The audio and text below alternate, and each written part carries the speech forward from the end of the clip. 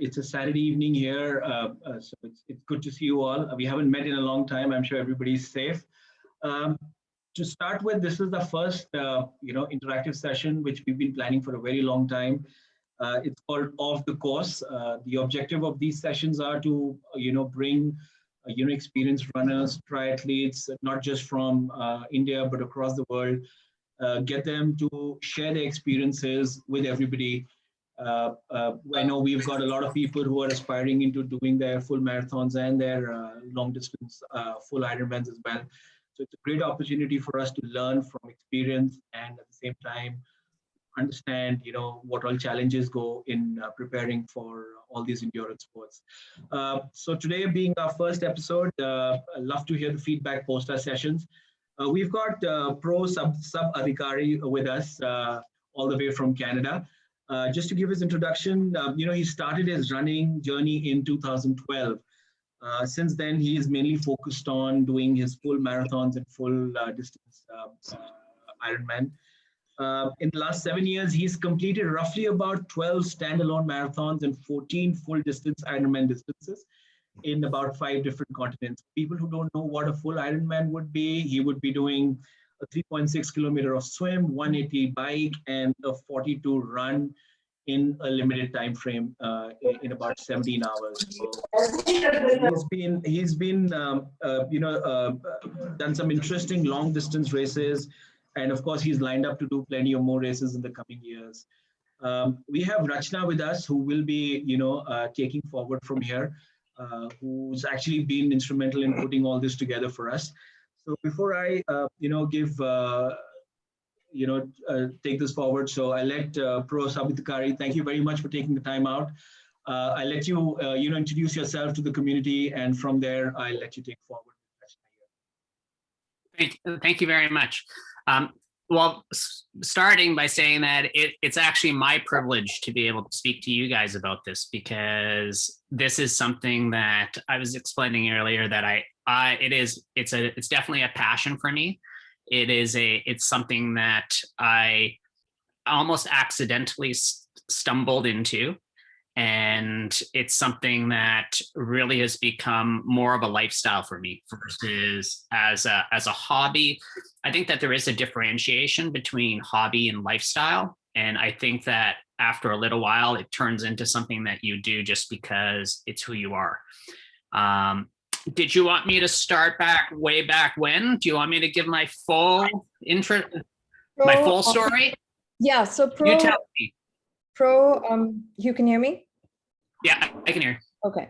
So you turned 50 recently, and you started your journey actually in your early 40s. So there's hope for all of us. So what kicked off this passion so late in life? And, how did this journey start from a marathon, straight from a marathon to a full Ironman? Can you just take us through this journey of yours? Sure. As I was saying before, that I started by accident, and that started by, I was in a pub one night with some friends, and somehow after a number of beverages, we thought it would be a good idea. Someone thought that they would bet me to run a full marathon. I had never run before in my life. I had never run 5K, let alone 42.2K. So I said, sure, I'll do it.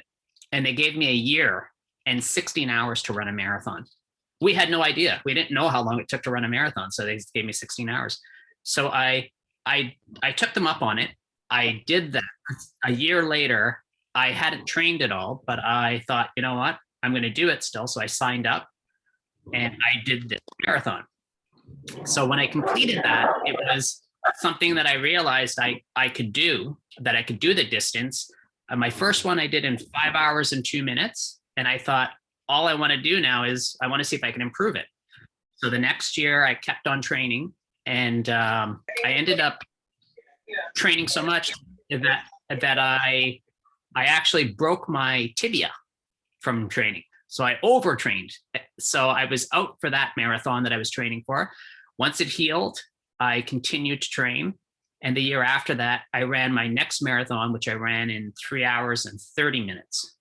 So I knew that, you know what, maybe I'm not half bad at this. Kept on training, and I brought that down to 3 hours and 15 minutes in the next year after that, which got me into Boston. So that was in about 2000, and that would have been I qualified in 2015. And because when you qualify, the date is September is when the cutoff is. So you would run April of not the next April, but the April the year after that. So it would be in 2016 that I would actually get a chance to run in Boston. So I was sitting there thinking, oh, you know what am I going to do now? Because I've qualified for Boston, but I have all this time. So I guess I just keep on running marathons. Well, I was looking at the computer, and it's like there was some divine force that came in, because there was a little window that said, it was an ad, and it said, you've qualified for Boston. Why not try an Ironman? And I was like, oh my God, someone's talking to me. So I clicked on it, and I started looking at these videos. I didn't know what an Ironman was. I had no idea what the distance was. I had no idea what a triathlon was. It was something totally foreign to me. That was in November of 2015. So my birthday was on November the 9th, or still is on November the 9th. But on the morning of November the 9th, as I turned 45, I signed up for Ironman Austria. I have no idea why Austria. I saw a video. It looked like a fun race. And they bragged about having the best finish line in the world. So I thought, you know what, let me do this. I didn't own a bike. I didn't have a wetsuit. I could run a marathon. I knew that, but I hadn't swam in 35 years. So it was just this big, it was like a challenge. It's like, okay, well, how am I going to get through it? So I signed up for swimming with one of the triathlon clubs that started in January. I went out and I bought a bike and a trainer, and I started just to basically train myself and how to, going through a plan, starting at the beginning, working my way through. It was a daunting task, but at the same time, it just gave me every day was a new challenge, because it was just about trying to get through that day. And then I came to, one of the important parts about the story is that previously, as I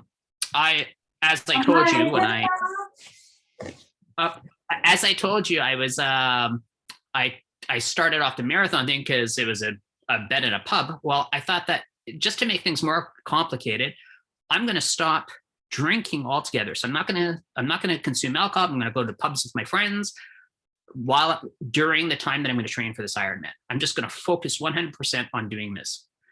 So time went on. I had about 6 months, almost 7 months to train, or 6 months really. When I started, it was kind of cutting all these things out, creating this new lifestyle, flipping the script. Something that I had never done really is fully dedicate myself to clean living, healthy food, focusing just on fitness, and also work. But I realized that I really liked it. It was a different me. It wasn't the same person. And this challenge, which was so unbelievable, it became something that when I broke it up, it became more manageable. And so in June of 2016, I went to Austria, and I did my first Ironman. And in fact, I learned so much during that race. Like the swim was something I never imagined. The bike was something I never imagined, and the run was something I never imagined. It was an entirely different experience, but probably one of the most memorable days of my life. And in fact, my Garmin at the time, it died at kilometer 23. I had no idea how fast I was running. I had no idea what my time was. So I would just have to look at clocks and sort of guess. And when I passed the finish line at the end, I went and got my bag, and in my bag was my phone, and I called my wife. It was the first thing I did. And she said, "Oh, congratulations." I said, "Fabulous. What was my time?" And it was 12 hours and 2 minutes. And I had no idea. It was my first time. I had no idea how long all this was going to take.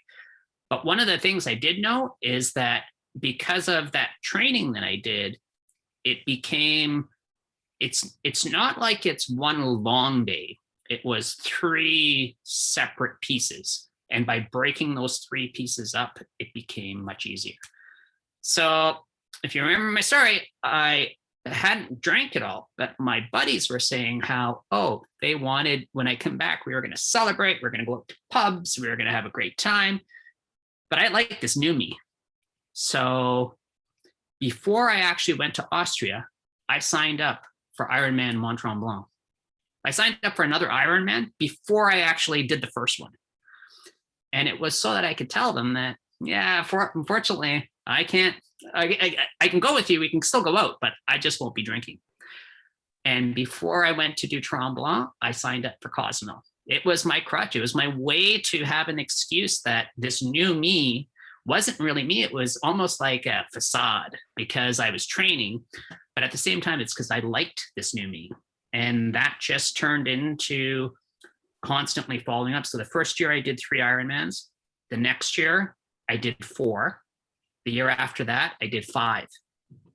And as the year went on, each one of those years, my times got faster, faster, and faster. And included in with that, I still run standalone marathon, which is probably my passion. If I did have to say I like one of the 3 sports, it would be running because it's the one that's most natural to me.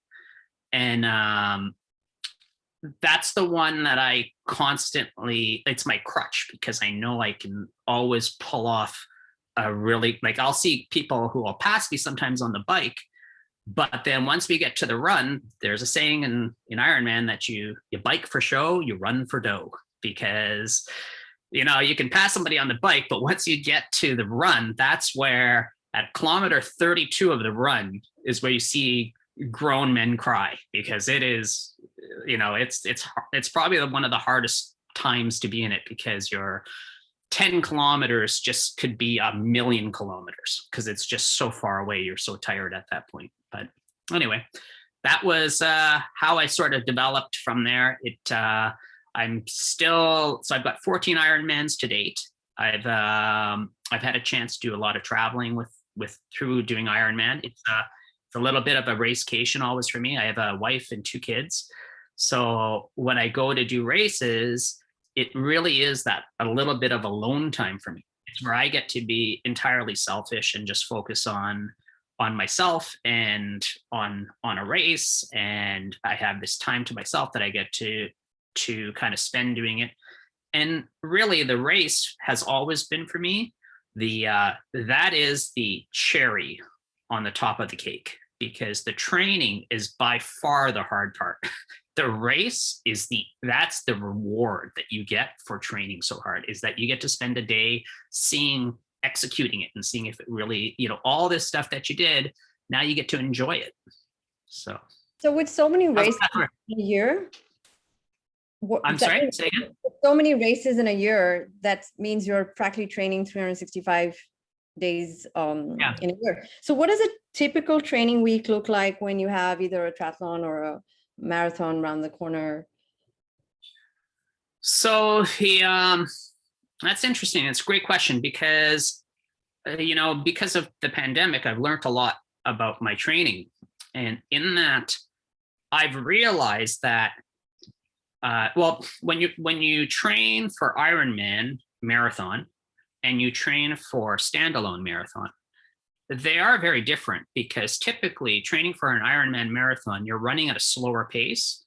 So you need to work in that zone 1, zone 2 sort of area. You're not really accessing zone 3s and zone 4s. And, you're not really pushing it as hard as you would, because obviously just completed 2 other tasks, unless you're Lionel Sanders. Well, then it's entirely different.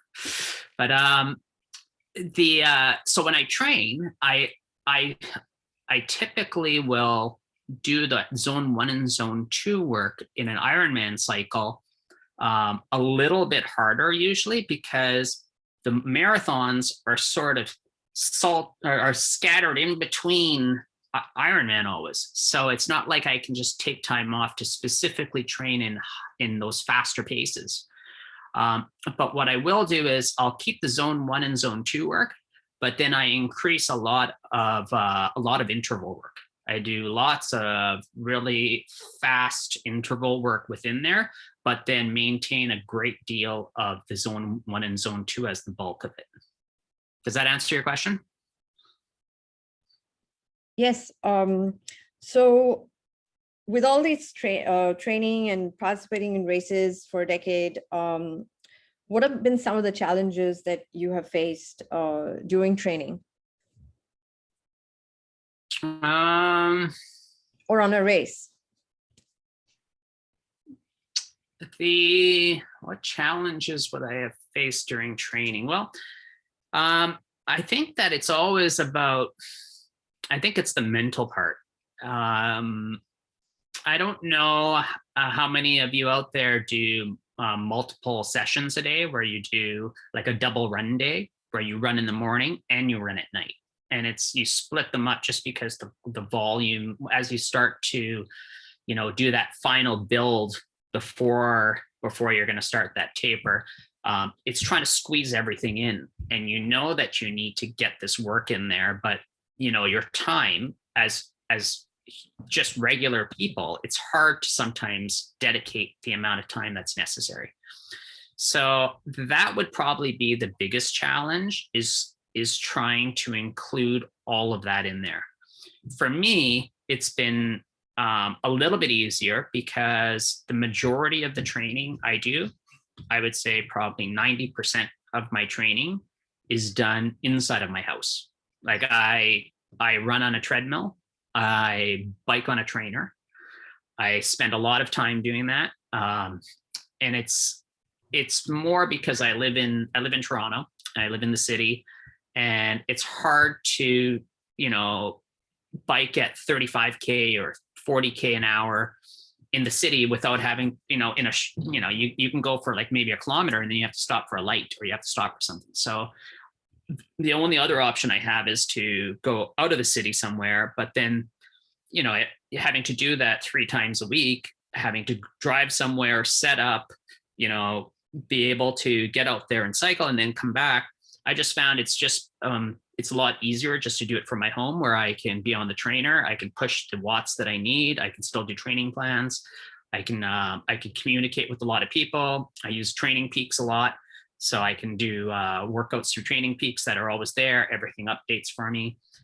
So I spend a lot of time doing that. And then on the treadmill, I find that it allows me to get those double run days, where all I do is I have to walk downstairs and get that session in, and then I can be back and present for my family within a matter of like a couple minutes. Like I shower and then I'm ready to go again. So.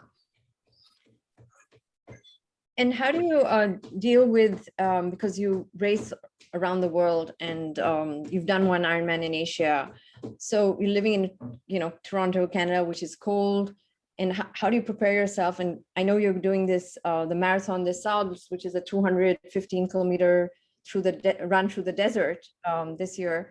So how do you train for this, this extreme temperature? The temperature changes. Prepare yourself for that. What I try to do is the impact of the heat, really where you find it most noticeable, obviously, is in your heart rate. So it's about being able to so that you're going to be probably 5 to 8 degrees more or higher when you're in a hotter climate than you are regularly. So whatever that number is, like everybody's going to be different. For me, it's about that. It's about 5 to 8 when I'm at about 25 degrees, 20. between 25 and 30 degrees, I'll run a little bit hotter. So some of that is about, I'll train without fans on. I'll train wearing more clothes. I'll do some sauna work where I go and sit inside of a sauna. So you sit inside a sauna for like about 20 minutes, a half hour, and then you go and you train after that. Just trying to raise up that temperature to help you with it. And you just anticipate that if you can keep your heart rate a little bit higher when you go into doing hotter races, you'll be a little bit closer to the climate.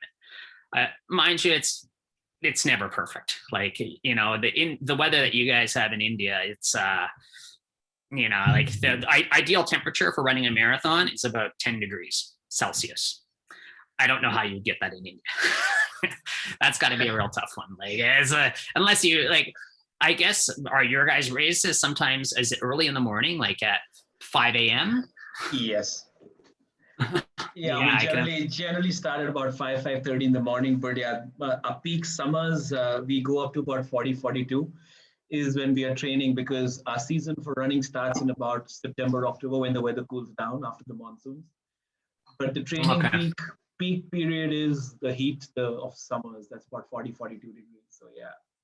That's, I see that right there. That is a challenge on its own. Like, being able to do that, that's hats off. That's a real skill to be able to work in that heat, because in cooler climates, when you have ideal conditions, it's a lot easier to perform. But in those really hot climates, it's mentally very difficult. I can only imagine. Like when I did Korea, it started off fairly cold, where there was a fog over top of the water when we swam. Mm-hmm. And that was probably the only race I've ever had. When you asked about the challenge, that was probably it, where it's probably the only time I've ever had to do a partial walk in the marathon, where I started off, I had a great swim. I got onto the bike. My bike was okay. I got into the marathon and I was running, but it had warmed up so much. Like I'd come off the bike not realizing how hot it was. And yeah, I probably was undertrained for the weather there, because it was so hot that I got to about halfway mark and my body just shut down. It was like, yeah, we're not having any of this. And I shut down. I've ended up having to walk until I could cool down enough. Mm-hmm. And then I started running again. But that was probably one of the more challenging ones because of the heat. So I have one more question, and then I'm going to open it up to everyone else. Sure. Nutrition and hydration. That's the fourth important training aspect in a triathlon and any longer endurance sport. So people miss this is essentially, or take this very casually. What's your take on, and how do you plan for it in your trainings for your nutrition and hydration? I started my first Ironman. I used honey stinger gels. Do you guys have honey stinger gels? Anyone know what those are? Honey stingers? No? We have goo gels. It's like a jujube. You know what a jujube, it's called like a jujube. It's like a gelatin sort of thing, right? It's a little, who else makes them? Gator, jelly beans. I think they're the Hot Shots or something. It's like it's like this little kind of gel hot blocks or something blocks. I think someone calls them Gatorade blocks or something like that. Anyway, there's this one's called honey stingers, and I thought honey stingers were my salvation. So the first Ironman I did, I had this pouch, and it was full of honey stingers. They're like, I'm talking like, it was like a bag, and I was popping these things, and I realized that you can only eat so many sweet things before you just want to throw up, because it's just so much sugar that you're putting into your body. So I started to adapt from that, realizing that honey stingers were not it. I ended up in 2018 moving over to doing strictly liquid, which I still do today. So all of my nutrition is all liquid. In fact, here, let me see. Hang on, right.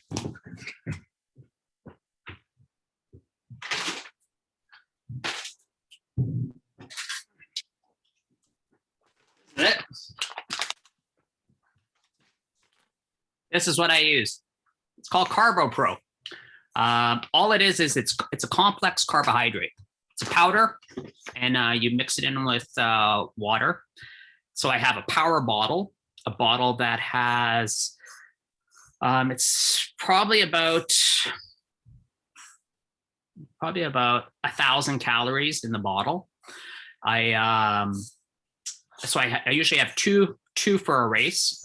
I'll have, and I strap them on both onto the back. That's pretty much on the bike. That's all I'm consuming on the bike. And I do have gels, so I use goo Roctanes, but those are more like just a treat. And it's just something so that I get a different consistency in my mouth.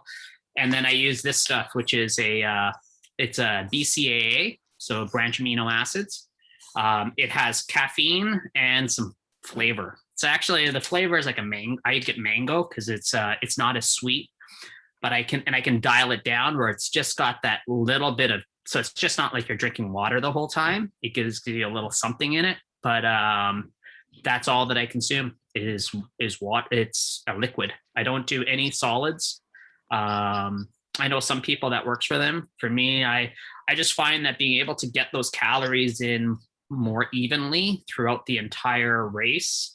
So I started after the swim, I'll start to consume that, and I'll go straight through. And then inside of my hand flask that I run with, I have a flask that straps to my hand. I also have the same mixture inside of there, and there'll be some more calories in that. And then I do hype up a lot on caffeine. So sometimes, depending on the race, if they have cola, pretzels, things like that, oranges, I'll eat that stuff. I actually have a picture of your bike, which I'm going to share. And I just want you to run us. Oh, that's my old bike. That's my old bike.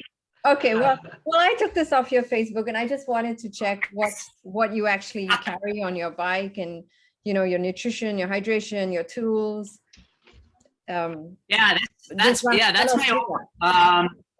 Let me see what's well, I guess it's kind of the same. I don't use the torpedo in between my arms. I don't use a torpedo anymore. I went with straight bottle because I need the bottle space.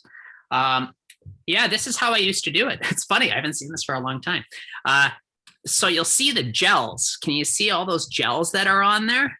Yeah, we're here. Right there. So those gels are all taped on, and they're taped on. This is actually a really good hack. If you tape them, you use duct tape, and you put the tab that you rip off, you tape that down, so that when you're biking, you just rip it off, and you can eat the gel, and the tab stays there, and then you can put the waste in your back, in the back pocket behind your back, because you can get a penalty for littering. So it's just, you don't have to worry about having to rip it open or anything. You just kind of rip it right off on the bike and you eat it. But back then I wasn't using liquid, so I would have to consume so many of those gels. I would consume 3 of those per hour. That's 3 gels per hour. That's that's where I ended up. I had to change it. I tried different things, and I think this one must have been in I believe this race was in Cozumel. Yeah, I think that's Cozumel. That was also a really hot race too. But I switched from that bike to I went with the P5. So that's a P3, a Cervelo P3. I went to the P5, and I went to electronics versus the manual shifting. I don't know how big electronics are in India, but if you're doing full distance, it's worth the investment, like having the electronic shifting, because it's just you have all these gears. And what I found is that when it was manually, you're shifting, but you like it's an effort. So are you really shifting as much as you should? Whereas with electronic shifting, you just press the button and you can switch gears really quickly. You can, cycle through all your gears so that you're actually maintaining the correct cadence that you should be versus accepting the cadence that you're at because you just don't want to have to shift and shift back again because it's effort. So. Great. So coach, if everyone has any questions, we can take that, I think now. Yeah, sure. I think it's a great journey we've been hearing, Pro. So a quick question. I think I'm going to take this forward before anybody else comes up with to check with you. That you've always been covering a full marathon and a full Ironman distances. We have a lot of people in this group right now who are listening to this conversation and who are right now getting into the groove of moving from a half marathon to a full marathon. With your experience, with the kind of races you've done, what is the kind of tip or advice you would want to throw forward to these guys? At how soon should they jump into into the longer distances, or it should be just come in and start looking for full marathons or full distances? What would be your piece of advice for everybody? Well, it depends on what people want out of it. So for if you're focused on wanting to go through if it's just about doing the distance, and to a lot of people, that's really what it is. It's about you don't really care what place you come in. You just care about, succeeding doing something. And if that's what it's about, well, then definitely go with the full marathon. And to get to that full marathon, it's a lot more volume. If volume is like that lower pace volume, the base training is really, really important. It's probably one of the most important parts about being able to your body to accept that volume that you're going to put out. You don't have to. I think one of the key errors a lot of people make when they want to get into doing full distance Ironman or doing full distance marathon, when they're coming from the other distances, is that because they're unfamiliar with the distance, they overtrain. And then overtraining is probably one of the worst things that you can do, because you in your mind, you figure you should be doing more, but actually you've done enough and you need to give your body the time to heal and absorb what you've given it. And I think a lot of people, they just feel that, that they need to be training multiple hours every day. This is something that you need to have a plan or a coach, somebody who's going to advise you on building, because a build is very specific. It's not just, it's the roadmap to going on a car trip. Like if you're going to drive somewhere, you need to know how to get there. And that's what that build is all about. It's designed in order to bring you through those stages so that your body, which is absolutely amazing, will accept that higher volume, but it doesn't necessarily as fast a pace. So does that answer your question? It absolutely does. And I think you've hit the right point, which I wanted everybody to hear, was to focus on the base training. That's the zone 1 and the zone 2. That's where the whole strong base builds in. I think that's what I keep emphasizing with my whole community. And I think like you rightly said, it's not about just doing more and doing fast. It's about doing how much your body needs and how much you want to build it up based on your requirement. Great. Does anybody has any question here, guys? I'd love to hear if you have any questions we can ask. Go here, you can raise your hand and we can address it. We can unmute you. Rishi, why don't we unmute you, Rishi, and why don't you go ahead and ask? Just unmute you. Rishi, go ahead, please. Hi, thanks. It was quite helpful. I had just one question, and you talked about your nutrition. How important is it to simulate the race day nutrition into your daily, daily, everyday nutrition? Is there any guidance on that? How do you simulate your race day nutrition, like on a daily basis when you're training? So everybody, it's going to be a little bit different, but one of the things for sure you have to do, or in my view that you'd want to do, is make sure whatever nutrition it's that you're going to use, that your body, is okay with it, that mainly your gut is okay with it. Because what may seem fine for doing a 45-minute run may not be fine because you've multiplied it now by five of that. It may, your body may say, you know what, I'm not cool with it for that amount of time. So I would say that for me, I used to train. So I have changed over, this is a journey. It's a journey for everyone. Just like it's a journey for me. And I learn new things pretty much daily. But what I was doing originally, I would consume the exact same thing I would consume on the course. I would consume for every training session. So every training session, I was using complex carbohydrates. Every training session, I'd use gels. Sometimes I got to a point where a long bike, it would cost me like $50 to sit in my basement and pay for, that's how much the nutrition cost me to buy. Like the gels are, $5 a gel. So if I'm going to be consuming 15 or 3 gels an hour, that's, $15 and times the number of hours I'm going to be on the bike, and then my Gatorade or my water or whatever it is that I'm having. So I changed from that over time, because as I prepped for, this was 2 years ago, because the race was canceled last year. As I was prepping for the Marathon des Sables, that's a race, as Rashna said, it's an ultra marathon that you run across the Sahara. You've got it's about 260 some odd kilometers, changes every year. And you have to carry all of your stuff on your back, including like a stove and your sleeping bag. Everything goes on your back.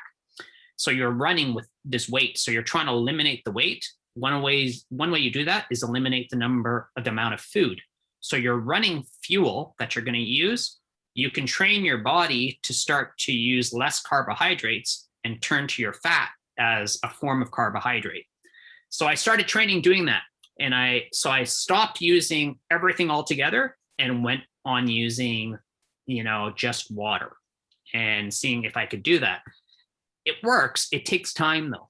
And I wouldn't suggest it unless you had an actual reason for doing it. But at the same time, I wouldn't suggest using all race day stuff every day either, because what I learned from that part is that your body becomes too reliant on it. And, it doesn't have the same impact when you're doing that every day.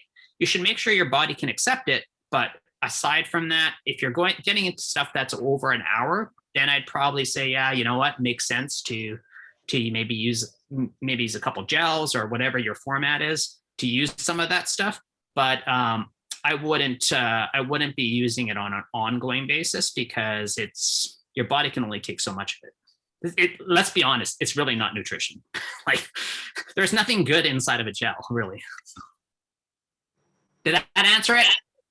Yeah, thanks a lot. Thank you. Thanks, Rishi. Thank you. Sid, you have a question, I suppose? Yeah, I had one question. Which one was your toughest race, and could you share some experience from that? The toughest race was my toughest race ever. Probably wasn't an Ironman. It was probably 2018 Boston Marathon. That was probably my toughest race. And it was for me, I hold, while I love triathlon in the sense of it really does, I think it makes me a better runner by doing triathlon. If I'm going to rank them, to me, doing a standalone marathon takes much more out of my body than doing a full distance Ironman, because you're sitting at, for me, like my PB on a marathon is 2 hours and 54 minutes, but I'm in zone 4 to zone 5 that entire time. So it's constant high, my heart rate is, a much, much higher than it ever is during an Ironman. So in that race, what made it so difficult is that 2018, it was a really cold day. And it was, Boston is a point-to-point race where you start in Hopkinton and then you run all the way to Boston, and you're running eastward. And we had a wind that was hitting us running eastward, as well as it was about 1 degree Celsius. So it wasn't cold enough to have snow, which would have been fine. Is that it was 1 degree of rain. And I got to a point where I was trying to put my hand inside of my pouch to take out a gel. And I couldn't, my hand was literally frozen, like where I couldn't bend the fingers. That's how cold it was. And it was probably one of the races that will always remain with me, because it was where, you really dig very, very deep. Now that was probably my hardest marathon race that I did. My second from that would probably have been Cozumel, when I did Ironman Cozumel. And that was because it was pretty much the opposite. It was very hot as well. But it was more mentally difficult because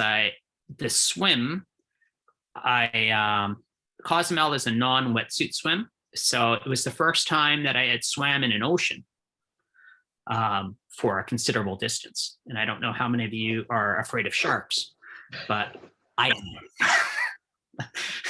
Sharks and, anything like that. It's going to scare the crap out of me. So for that one, that was mentally very difficult, because I got into the water and I had a panic attack.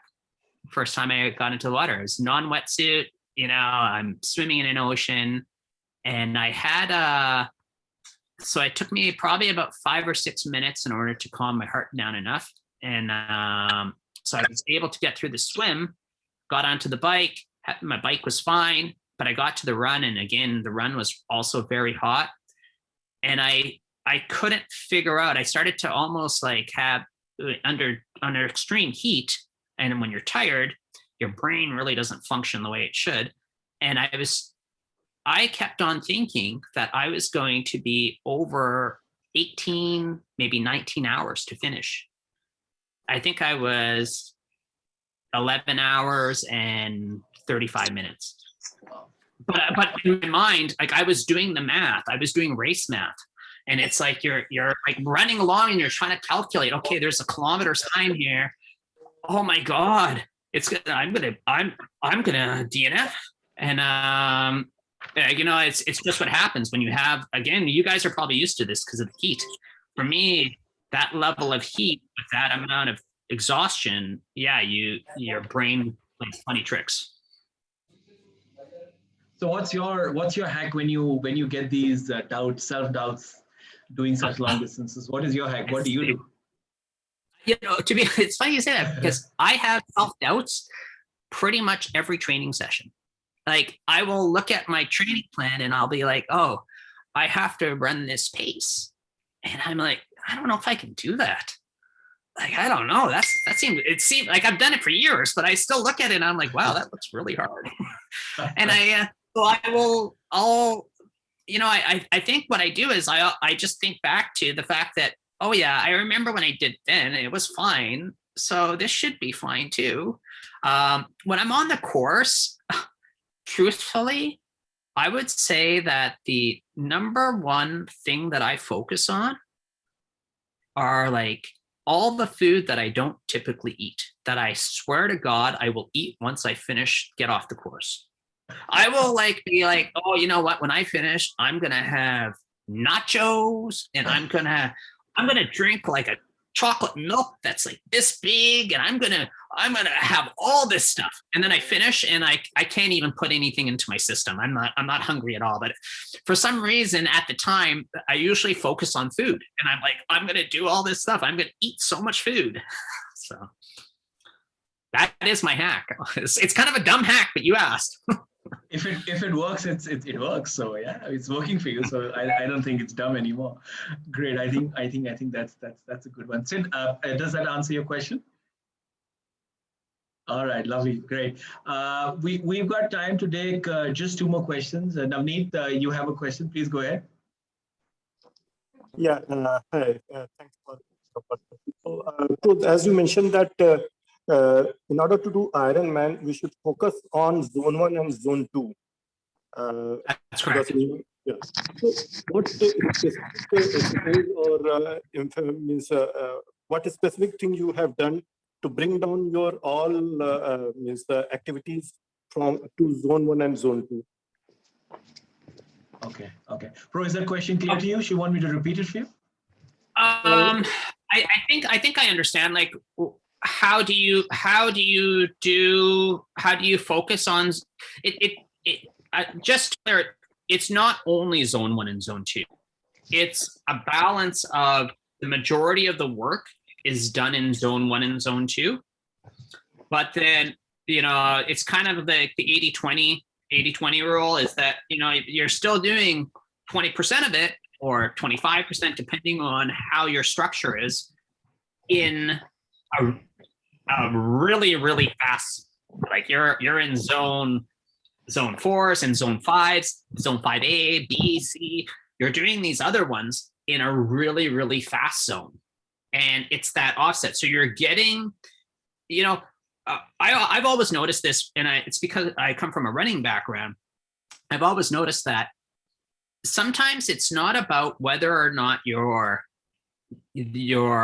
cardio, because there's two different things. One is the cardio capability of being able to push out the watts that you need or the pace that you need or the heart rate that you need in order to complete the task.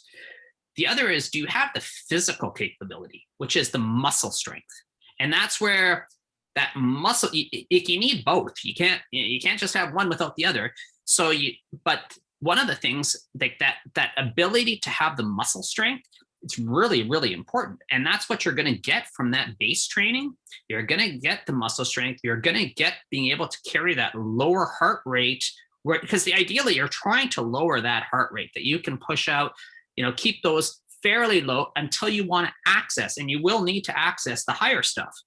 And that's why that zone, when you're getting into the higher zones, you're going to use it for certain parts. But with Ironman, it's more because it's full distance, you're trying to get through that day, right? So you need to make it till the end of the day. So you need to be able to reserve part of that.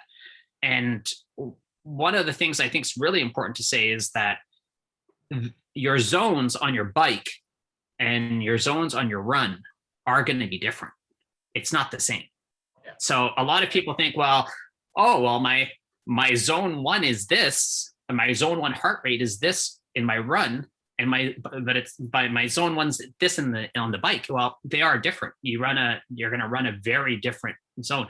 And that's why I think with marathon, for me, where it helps is that because running has such a higher heart rate zones, like they're significantly higher than the bike heart rate zones, that I get that lower heart rate work. I get it from being on the bike, even though I'm focusing on a marathon. I'm not sure if I answered it accurately, if you understand what I mean. Yeah, I got it. Thanks. All right. Yeah. Great, thanks, Navneet. I have a question from one of my triathletes. He's one of my youngest triathletes. He's about 20. He wants me to check with you that how hard should a young athlete train, and and what should they be aiming for their timings for the races? For what distance? Full distances. Well, I have a daughter who runs.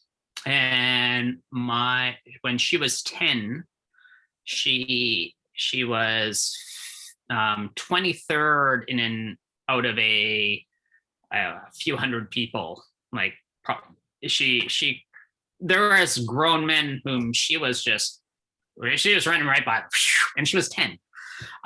So I believe that you shouldn't, it's more the psychological part for younger athletes being able to do it. For somebody who's 20, 25, well, that's high caliber. Your ability to have higher lactate levels of your lactate threshold level is probably going to be a lot better than us 50, 60-year-olds. But at the same time, I think that there has to be a tremendous amount of focus on being able to get the training in. I think that's what's challenging for some of the younger people, is being able to get, it still requires the same amount of training, even though it might appear to be easier. It's hard to say an actual time, right? The amount of time, how long, like for a full distance race, full distance races, you can't, for everybody, it's different. Like for me at 50, for my times, there's people who are, 25 who don't get them. But then there are people who are 65 who are still doing 9-hour Ironmans. So, everybody is going to be different. Right.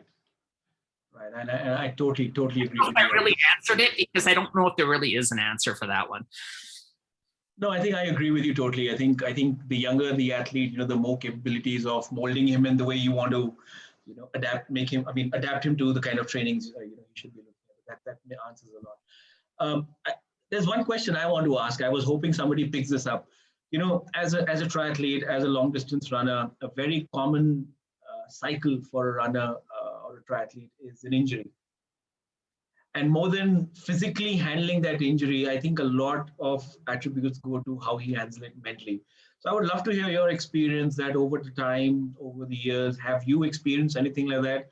And if you did, how did you overcome it? Or how did you, in simple terms, address it in your trainings? Oh, it's a great question. I really wish I knew how to overcome it, because, I had a very difficult, last year was really difficult for me, because I'm a vegetarian, and I switched to being a vegetarian about 1.5 years ago. And I don't know if it's because I became a vegetarian. I'm not sure what did it, but I ended up getting a stress fracture, and I was doing a lot of volume running. So, being able to shut your body down and say, I'm not going to do anything, it's very challenging, because you're so used to training constantly, and it's almost part of your identity. It becomes, like I said at the beginning, it's like a lifestyle thing. Well, it is a lifestyle thing. And if training is like eating, it would just imagine stopping and saying, you know what, I'm not going to eat anymore. I'm not going to eat for the next couple of months. So, it's how it's really how you function. So to shut it all down, it was very challenging. And then what was harder was to get it back. And I think I probably make the same mistake that most people make, is that, we think that we should get it back immediately. So as soon as you're okay, it's like you figure you should go back to that same level where you were. Well, the body is like, it's a very complex piece of machinery. Like it just doesn't go back to the same spot. You got to build it to go back to where it is. And sometimes what happens is that because you've got this injury and you're down here, you want to get to up here. So what you do is you kind of go like this, and you figure, but you end up injuring yourself trying to get there. So really you should be doing more like this, building it back up again. So injury is it's definitely a problem. I think that injury and overtraining, those two things are very much hand in hand. I think that a good plan, a good coach, being able to design around that. It doesn't mean you have to totally shut down, but you can do things like you can adapt and do swim training, you can do swim running. There's different types of things that you can do, lower impact. But it is important to give the body enough time to rest. And that's a hard challenge. Like I'm probably one of the worst people to ask about it, because before the pandemic hit, I had that stress fracture, and I was supposed to be running that Marathon des Sables in April. So I was supposed to go that 260. Well, I had a stress fracture about a month before that, or 2 months before that. And the doctor said, there's no way it's going to heal by then. And so my plan was, okay, well, I'm going to consume lots of Advil, and I'm going to consume lots of Tylenol, and I'm going to run much slower, but I'm still going to do it. Not smart thinking. I never said I was smart, but anyway, everybody's different. That's why I'm probably not the best person to ask about it. No, I think it's an important aspect is to understand your body and tell it to stop and follow it. I think that's where a lot of us lose the battle of not listening and injuring ourselves more than rather than recovering. But you've touched the right point. No.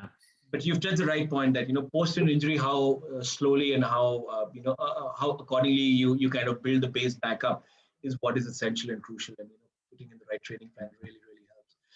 I think great. I think sorry, I was going to say that I was looking at the question, and somebody said, "Hi, my coach wants to have me have one gel, one sports bar, one salt tab, and 500 milliliters of water every day." The important part is that salt tab part, definitely. That's one thing we never talked about, and I should have mentioned that I use salt tabs for sure. Right. Yeah.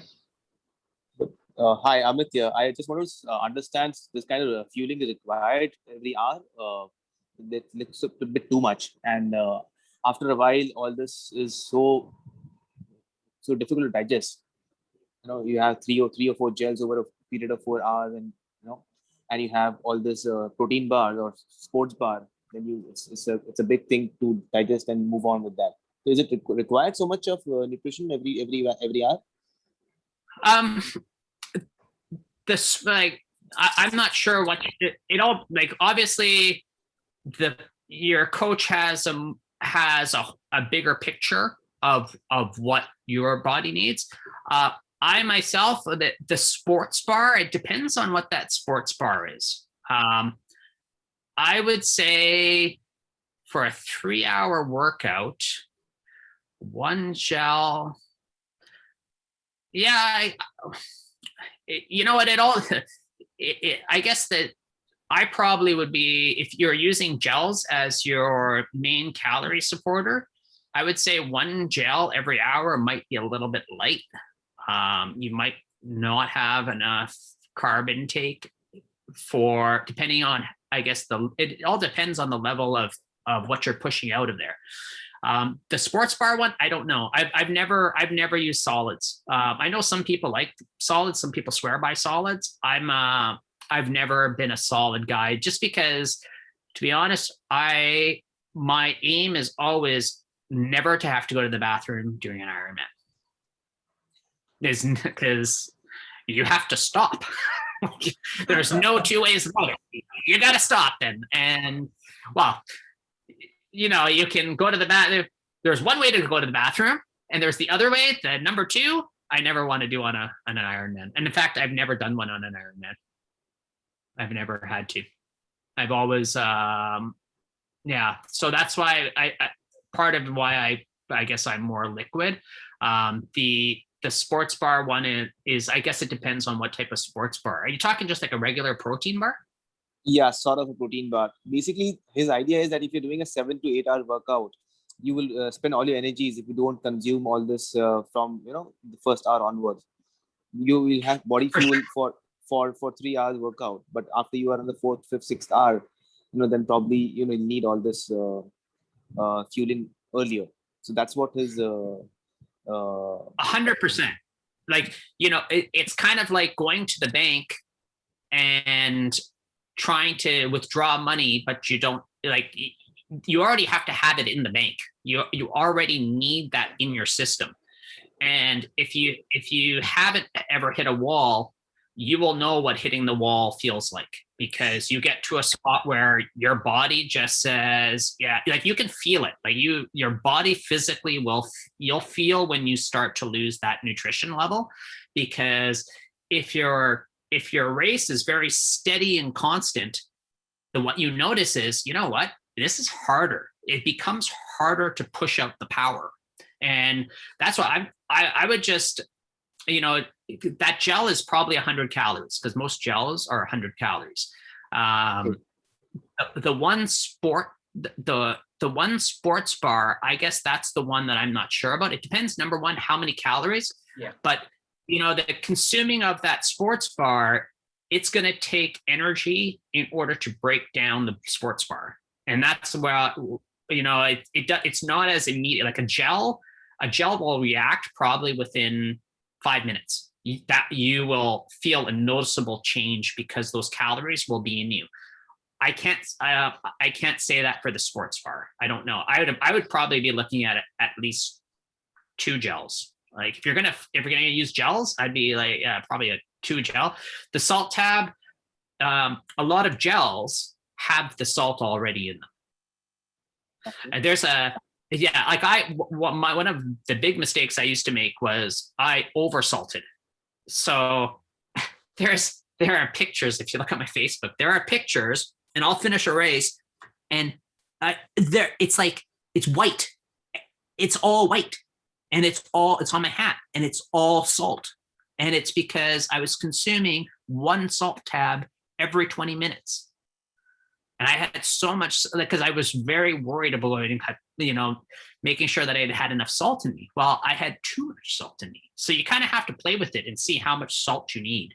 But one way to make sure that you're getting enough is that if that gel already has salt in it, you know, you try it that way, you see how you feel, and then you can add in a salt tab. The other thing you can do is you can do testing for salt. They'll do salt testing, and you can see if you actually, how much your body is losing. 500 mils, I would say 500 mils, at least in my view, 500 mils per hour is a little bit light also. I consume more than 500. I'm probably consuming about, I'd say 750 to 1,000. Sorry, I'm going to jump in here with a question related to nutrition. So you said you don't do solids. What about before the race, before an Ironman, full Ironman? How in the morning, you know, how early do you have something to eat, and what do you eat? So I get up usually about, I'm up usually about 3:30, about 3:34. Let's be honest, the night before I swim, it's really hard to sleep because you have all this adrenaline. The adrenaline starts the night before, and it's just, there's no way around it. Even still to this day, on my 50th birthday, I ran a 50K, and it was just a 50K that I designed. I had a guy who was riding a bike, and I did 50K. And I had adrenaline the night before. I wasn't racing against anyone. I was just, it's just what happens. It's you go into race mode. And so that sleep before is hard. I get up usually at around that 3:30 or so, but I'll eat by 4:30, maybe 5 o'clock, probably not even 5 o'clock. Usually it's 4:30, 4:45. I'll take my solids in. Usually that's pretty simple carbs. I focus on the simple carbs because I know I'm going to get my complex carbs on the bike. So my simple carbs are going to be something like a bagel, bread, things like that. I usually have peanut butter toast is probably my go-to. I have a lot of peanut butter toast. I have oats. Those actually, if you do whole grain oats, those have complex carbs in them, as long as they're not bleached. So I have things like that. And then some fruit. These are all a lot of sugar base. I try to have some yogurt, to consume some yogurt, and then consuming water. And then you want to kind of give that span, because if the race is going to start around 6:30, 6:45, 7 o'clock, you want to give yourself enough time to process that and go to the bathroom still. Because I'm not sure what the races are in India, but going inside of those porta potties, you try to do whatever you can to make sure you can be in your own hotel room, going to the bathroom before you have to go there. But anyway, so sometimes what I'll usually do is I will go, when I get to the race, I do my bike, I set up all my gear, everything's ready. I go through the transition, I make sure that I'm all good. And then I go and stand in the line for the bathroom. Even though I don't have to go to the bathroom, that's where I stand. I stand in line and I wait for the bathroom because the lineups are so long. And by the time I get to the front, I hope I have to go. Because again, for me, having to go to the bathroom, that's time. Having to stop to go to the bathroom, that is time that you are not getting back from anywhere. So I do that. And then 45 minutes before the race, I consume one gel. 5 minutes before the race, I consume another gel. Then I get into the water, I swim. If it's a Australian exit, do you know what an Australian exit is? Do you guys have those where you come out of the water, you swim half, you come out of the water, you're on land. Mm-hmm. You then run, and then you have to get back into the water and swim the other half. So it's called an Australian exit. I usually will put a gel in my wetsuit. I have it inside of the arm of my wetsuit, so that when I get out of the water, I will consume another gel and then get back into the water. Then I do that. And then once in my transition bag, I have a gel that's in the transition bag also. That's usually, because for the swim, I'm pretty much going off of gels. And even with that number of gels, you're swimming for 4K. So your body is going to utilize all that energy during that time span. So you kind of have to start fueling right away. Exactly like Amit said, is that you don't want to be in that spot where you are, hey, you know what? I'm starting to feel tired. And that's when it's not too late, but you're going to lose some time in there because you're consuming it a little bit too late. So you kind of want to keep that going the entire time.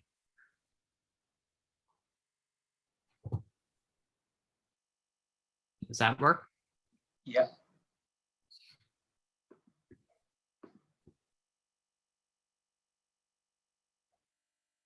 So, Coach, if there's no other questions, I just want to add that PRO has founded a group on Facebook called Triathlon Buddies, which has over 3,000 members from over 100 countries. It's an informal group, highly informative. I encourage everyone to join it. It's by invitation. So if anyone's interested, they can DM me or Coach, and we'll add you to that group. And I look forward to everyone Absolutely. I think there's someone with their hand up. Sarata. Sid, you're there. Yeah, I'm still there.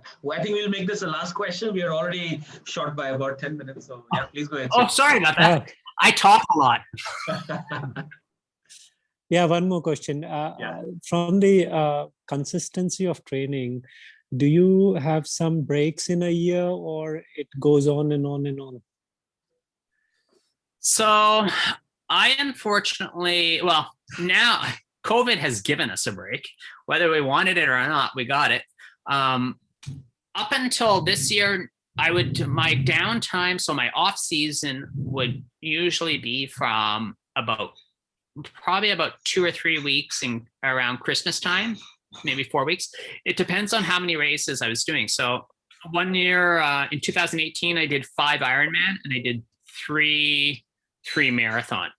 So I started in my first race was in March. So I kind of did, it was kind of like it wasn't a full downtime. It was a little, I reduced my volume over Christmas just so that I could, spend time with my family and do stuff, but I just reduced it a bit. And then I would keep on going. But now that COVID has forced this on me, I've realized that it may be an error in my ways, that some downtime is probably a good thing. I think that the body becomes a lot stronger giving it that time in order to rebuild and, refresh itself.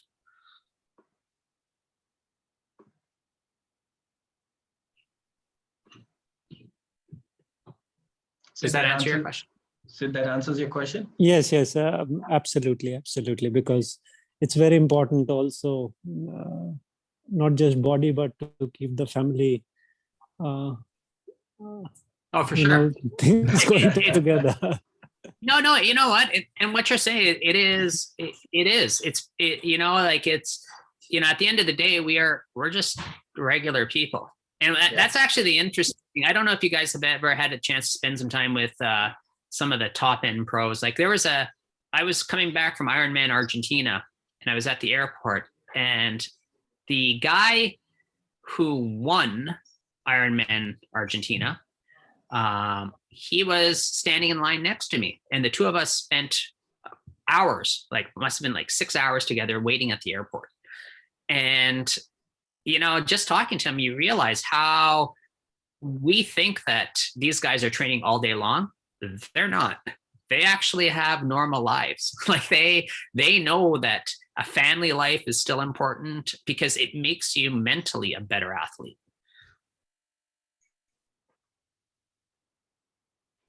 Yeah, I mean, I think I totally agree with that. I think more than physical, keeping your family with you, I think as an athlete, as an individual, giving yourself that mental break and giving yourself away from the pressure of, you know, meeting the numbers and making sure your effort levels are met and everything. So taking a step back from there makes a lot of sense. But say 2 weeks, huh? That's what he said. Remember that. You know where I'm coming from. Huh?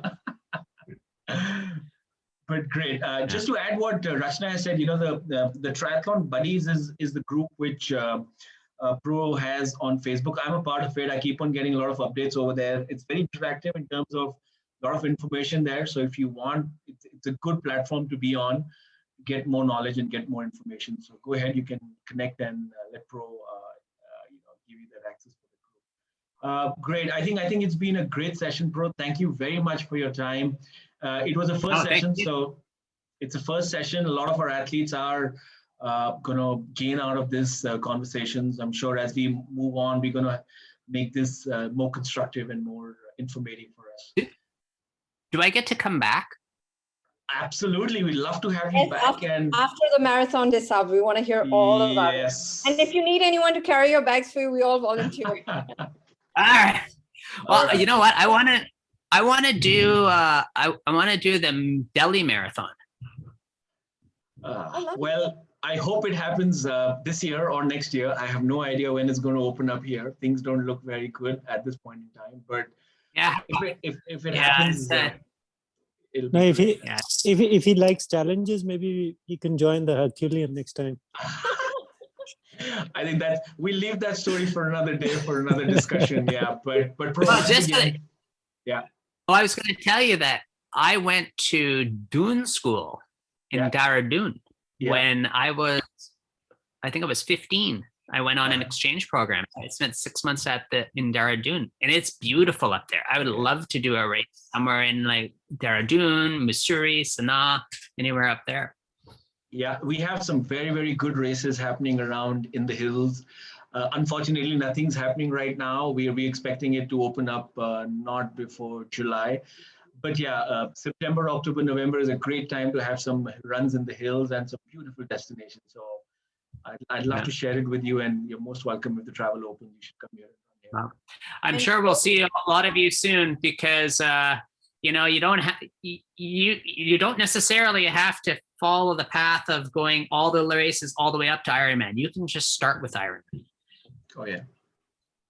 Oh yeah. And you must come to the Ironman 70.3. It's a small race for you. You can use it as a training in Goa when it happens. I don't do honestly, I'll tell you why. And people ask me, why don't you do shorter races? It's not about that. It's that it's the same expense. It's the same amount of training. Everything is exactly the same. So if I'm going to do that, I'm going to get value. So I'm going to go full distance. Because really the training cycle is the same. Like it's not like, oh, well, I'm only going half, so I'm going to train half the amount. It's still the same amount of training. It doesn't change.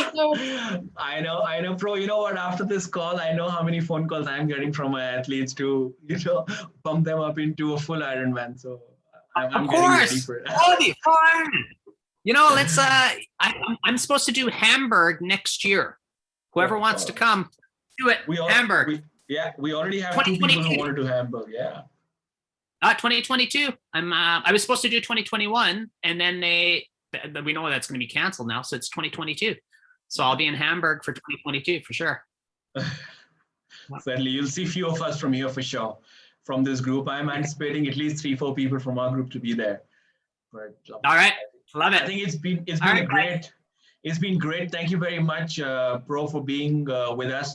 Rachna, thank you very much for organizing this for us. Yeah, Rachna, thank you. Sorry? I was just saying thank you. Oh, our pleasure.